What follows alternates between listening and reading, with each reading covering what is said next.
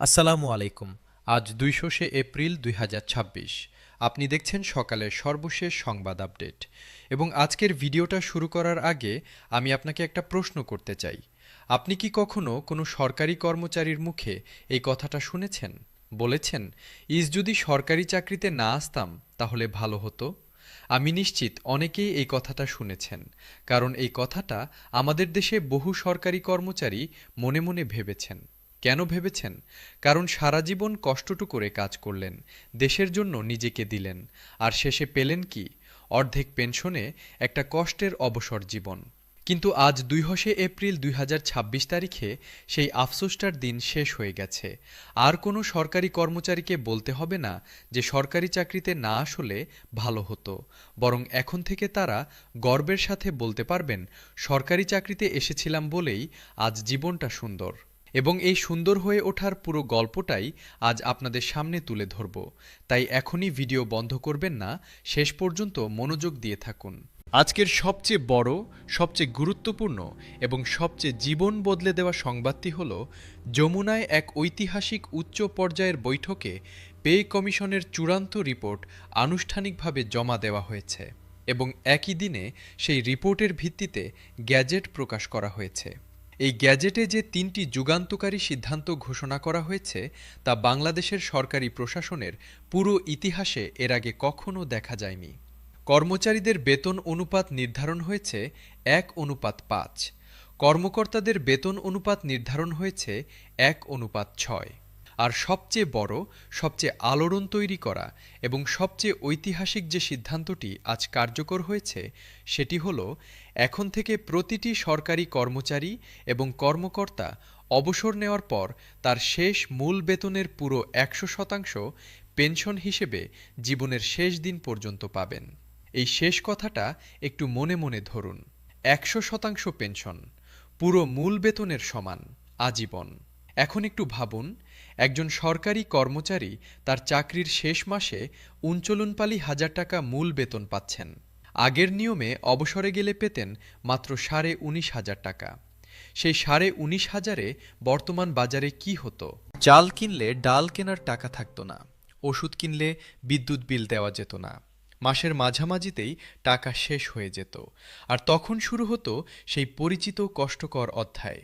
ছেলেকে ফোন করো, মেয়েকে বলো, কারো না কারো কাছে হাত পাতো। কিন্তু নতুন নিয়মে এখন তিনি পাবেন পুরো ৩৯,০০০ টাকাই, প্রতি মাসে, নিয়মিত। কোনো কমতি নেই, কোনো ছাটকাট নেই, কোনো হেরফের নেই, তার জীবনের শেষ নিঃশ্বাস পর্যন্ত। এটাই পার্থক্য, এটাই আজকের পরিবর্তন। ভিডিও শুরুতে বলেছিলাম, সরকারি কর্মচারীরা বলতেন সরকারি চাকরিতে না আসলে ভালো হতো। এই কথাটার পেছনে কি ছিল জানেন? এর পেছনে ছিল একটা গভীর হতাশা।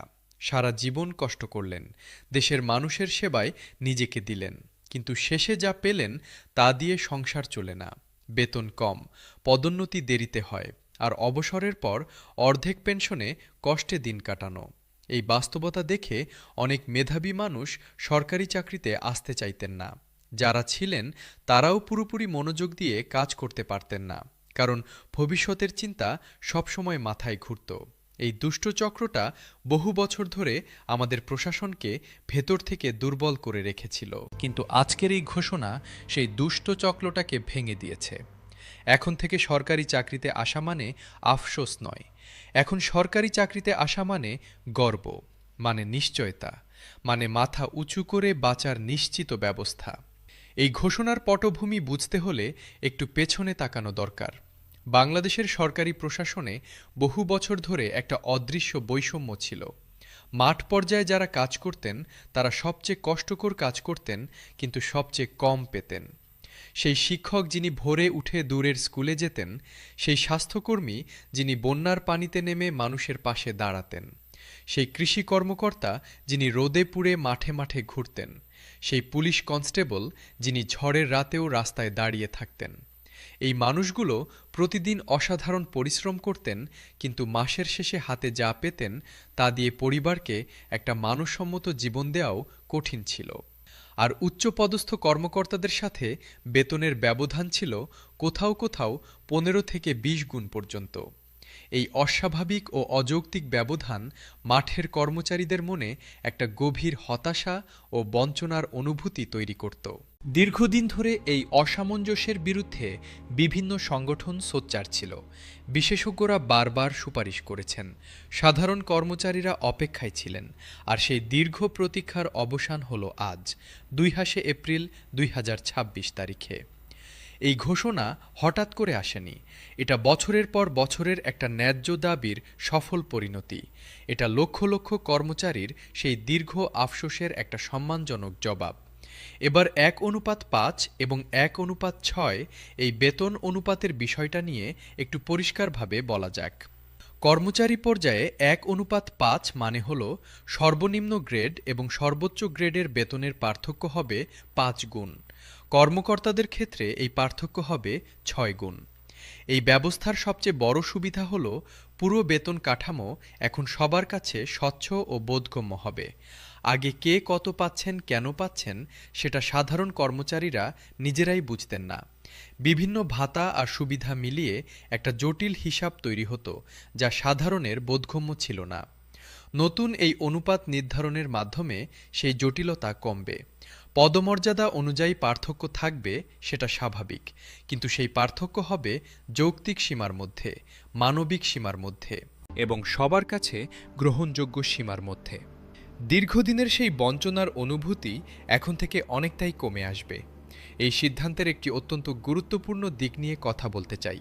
সেটা হলো এই পরিবর্তন কিভাবে সরকারি সেবার মান বদলে দেবে। আমরা প্রায়ই অভিযোগ করি সরকারি অফিসে সেবার মান ভালো নয়, কিন্তু কখনো কি এর কারণটা নিয়ে ভেবেছি? একজন মানুষ যখন প্রতিদিন সংসারের চিন্তায় অফিসে আসেন, যখন তিনি জানেন মাসের শেষে যা পাবেন তা দিয়ে কুলোবে না, যখন অবসরের পরের ভবিষ্যৎ নিয়ে চিন্তা থাকে, তখন সেই মানুষের পক্ষে সম্পূর্ণভাবে কাজে মনোযোগ দেওয়া কঠিন।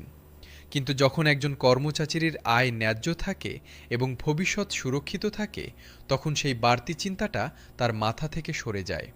সে কাজে সম্পূর্ণভাবে মন দিতে পারে, সততার সাথে দায়িত্ব পালন করতে পারে। আর সৎ ও মনোযোগী কর্মচারীরাই পারেন সাধারণ মানুষের কাছে সত্যিকারের সেবা পৌঁছে দিতে। এই সিদ্ধান্ত তাই কর্মচারীদের জন্য যেমন সুখবর, তেমনি দেশের সাধারণ মানুষের জন্যও একটি বিশাল সুখবর।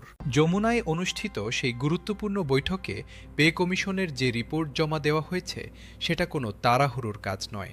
এই রিপোর্ট তৈরি হয়েছে দীর্ঘ গবেষণা, বিভিন্ন দেশের অভিজ্ঞতা থেকে নেওয়া শিক্ষা এবং বাংলাদেশের নিজস্ব বাস্তবতার গভীর পর্যালোচনার মধ্য দিয়ে। রিপোর্টে আছে পুরো বেতন স্কেলের বৈজ্ঞানিক পুনর্বিন্যাসের বিস্তারিত রূপরেখা, আছে বিভিন্ন ভাতা ও সুবিধার আধুনিকায়নের পরিকল্পনা, আছে আন্তর্জাতিক মানের সাথে সামঞ্জস্য রেখে আমাদের প্রশাসনিক কাঠামোকে নতুনভাবে সাজানোর সুস্পষ্ট দিক নির্দেশনা, এবং সর্বোপরি আছে আগামী দশকের বাংলাদেশের প্রশাসনকে শক্তিশালী, কার্যকর এবং সত্যিকারের জনবান্ধব করে তোলার একটি পূর্ণাঙ্গ পরিকল্পনা।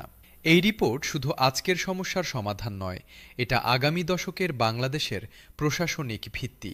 এই ঘোষণার পর দেশের তরুণ প্রজন্মের উপর যে প্রভাব পড়বে, সেটা নিয়েও একটু বলতে চাই। এতদিন সরকারি চাকরিকে অনেক মেধাবী তরুণ সেভাবে আকর্ষণীয় মনে করতেন না। পরিবার থেকে বলা হতো বেতন কম, বুড়ো বয়সে কষ্ট পাবে, অন্য কোথাও যাও। এই পরামর্শ শুনে অনেকেই বিদেশে গেছেন, অনেকেই বেসরকারি খাত বেছে নিয়েছেন।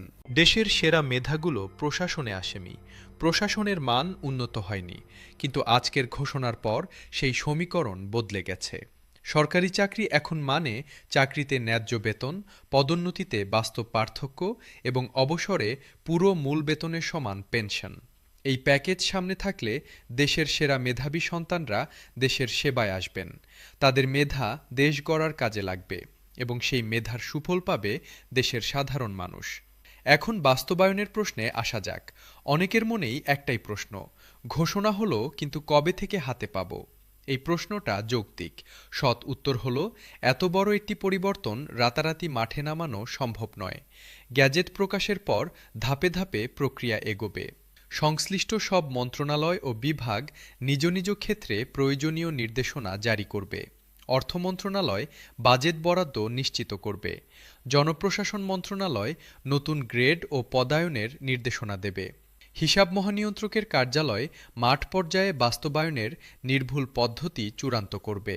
লক্ষ লক্ষ কর্মচারীর তথ্য আপডেট করা, নতুন নিয়মে বেতন নির্ধারণ করা, পেনশনের হিসাব নতুনভাবে সাজানো, এগুলো বিশাল কাজ।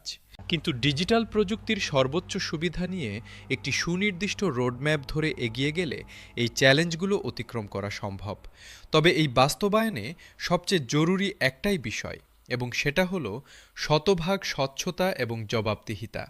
গ্যাজেট প্রকাশ থেকে শুরু করে একজন সাধারণ কর্মচারীর ব্যাংক অ্যাকাউন্টে নতুন হারে টাকা আসা পর্যন্ত প্রতিটি ধাপে কঠোর নজরদারি না থাকলে এই মহৎ উদ্যোগের সুফল সাধারণ মানুষের কাছে পৌঁছাবে না।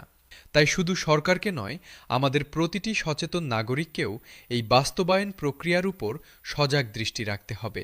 আপনার এলাকায় কোনো অনিয়ম দেখলে চুপ করে থাকবেন না, সোচ্চার হন। সামষ্টিক অর্থনীতির দিক থেকে এই সিদ্ধান্তের দীর্ঘমেয়াদী প্রভাব অত্যন্ত ইতিবাচক। সরকারের ব্যয় বাড়বে, এটা সত্য, কিন্তু আধুনিক অর্থনীতিবিদরা এটাকে অনুৎপাদনশীল ব্যয় হিসেবে দেখছেন না। তারা দেখছেন এটাকে মানব সম্পদে একটি দীর্ঘমেয়াদী কৌশলগত বিনিয়োগ হিসেবে।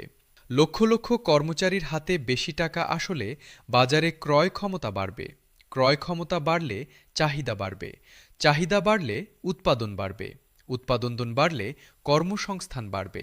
এই পুরো চক্রটা শেষ পর্যন্ত দেশের জিডিপিতে একটি শক্তিশালী ইতিবাচক প্রভাব ফেলবে। তবে বাজার নিয়ন্ত্রণেও সমান মনোযোগ দিতে হবে, কারণ অসাধু ব্যবসায়ীরা যাতে এই সুযোগে নিত্য প্রয়োজনীয় পণ্যের দাম বাড়িয়ে সাধারণ মানুষের সুফল নষ্ট করে দিতে না পারে, সেটা নিশ্চিত করা অত্যন্ত জরুরি।